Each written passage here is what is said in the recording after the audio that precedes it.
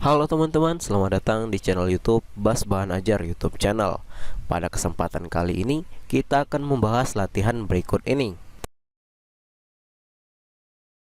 Tetapi, sebelum kita masuk ke pembahasan video, saya akan mengajak teman-teman untuk terlebih dahulu mengklik tombol subscribe pada channel ini, nyalakan loncengnya, komen jika ada yang ingin ditanyakan, dan klik like pada video ini.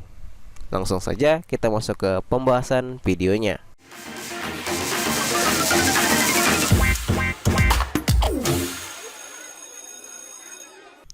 Oke teman-teman, di kesempatan kali ini kita akan membahas uji kompetensi 6 halaman 192 PKN kelas 10 semester 2 kurikulum 2013. Langsung saja kita masuk ke pertanyaan pertama. 1.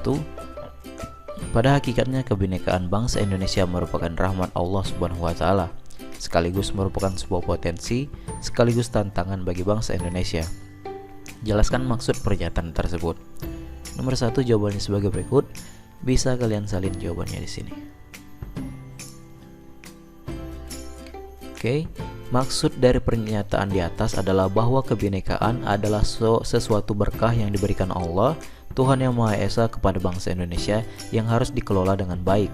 Karena jika terkelola dengan baik, dapat menyimpan potensi yang menguntungkan kesatuan bangsa dan pada akhirnya kemajuan karena rakyat sudah terbiasa hidup dalam suasana keanekaragaman.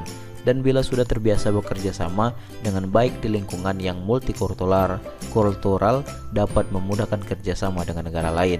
Sementara bila tidak dikelola dengan baik, akan memecah belah negara karena adanya fanatisme, kesukuan, atau golongan yang sempit.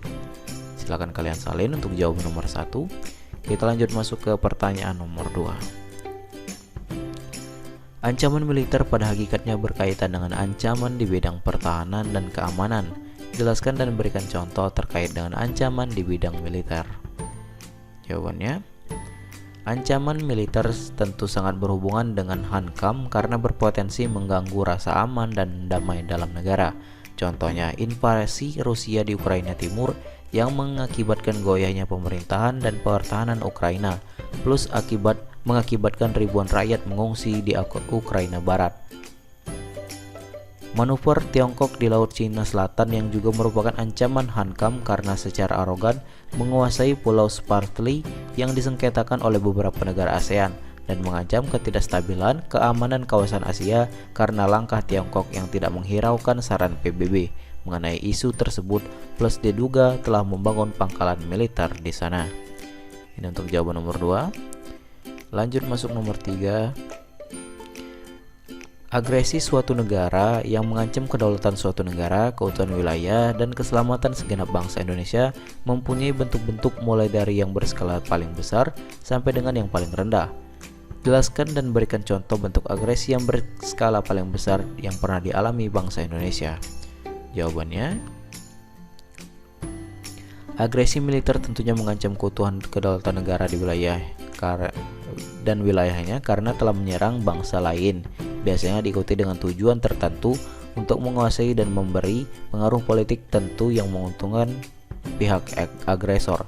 Contoh yang pernah terjadi di Indonesia adalah agresi militer Belanda yang terjadi setelah kemerdekaan di bulan November tahun 1945. Ini jawaban nomor 3, silakan kalian salin. Lanjut ke nomor 4. Ancaman non-militer pada hakikatnya disebabkan oleh pengaruh negatif dari globalisasi. Jelaskan hubungan ancaman non-militer dengan pengaruh globalisasi. Jawabannya, ancaman non-militer kini lebih berhubungan dengan globalisasi yang kental dengan kebudayaan atau gaya hidup barat yang tidak selalu sesuai dengan budaya Indonesia, serta penggunaan gawai canggih yang umumnya mengisolasi pengguna secara tidak langsung dan membuat mereka menjadi lebih individualis. Ini untuk jawaban nomor 4. Silahkan kalian salin. Kita masuk ke nomor terakhir, nomor 5. Pada hakikatnya ancaman dalam kebinekaan yang berdimensi politik dan bersumber dari dalam negeri dapat berupa pengerahan massa dan separatisme. Jelaskan maksud pernyataan tersebut. Jawabannya, ancaman keberagaman dari dalam negeri seperti pengerahan massa dan separatisme umumnya berasal dari ketidakadilan sosial atau ekonomi atau rendahnya rasa toleransi dengan sesama yang bisa menimbulkan prasangka buruk dan kecemburuan sosial. Hal ini yang belum sepenuhnya teratasi hingga saat ini, bisa mengancam kebinekaan karena menimbulkan benih fanatisme sempit yang tidak bisa menerima perbedaan dalam masyarakat. Inilah yang bisa memunculkan separatisme karena pandangan tersebut. Silahkan kalian salin untuk nomor 5. Dan mungkin sampai sini saja untuk pembahasan uji kompetensi 6 di halaman 192. Jika sekiranya ada jawaban yang kurang jelas atau ada yang kurang kamu mengerti atau ada yang ingin kamu tanyakan, silakan kamu tuliskan di kolom komentar di bawah. Saya akhiri video ini dan sampai jumpa di uji kompetensi 7.